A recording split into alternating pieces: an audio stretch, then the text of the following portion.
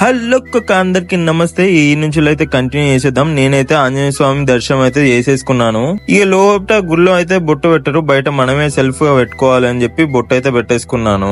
కొత్త వాళ్ళు ఎవరైనా నా షార్ట్ వీడియో చూస్తుంటే సబ్స్క్రైబ్ చేసుకోండి ప్లీజ్. ఇక దాని తర్వాత అయితే కొబ్బరికాయ అయితే కొట్టించేసాను. దాని తర్వాత కొబ్బరికాయ కొంచెం తినాలని చెప్పి గుడి దగ్గర అయితే కూర్చున్నాను. నేనైతే అలా 10 నిమిషాలు కూర్చొని ఇంకో టెంపుల్ ఇక్కడ దగ్గరలో ఉందని చెప్పి ఇంకో టెంపుల్ కి అయితే వెళ్తున్నాను. బేతాళ స్వామి టెంపుల్ కి అయితే వచ్చేసాను. ఇక్కడ ఎవరికన్నా దయ్యం బట్టి ఉంటే ఇక్కడ ఇట్లా ఉంటారంట. ఇక నా దర్శనం అయితే కంప్లీట్ అయితే అయిపోయింది. ఇక నెక్స్ట్ లడ్డూల లైన్ అయితే కట్టాలి. అక్కడ అయితే చాలా మంది ఉన్నారు.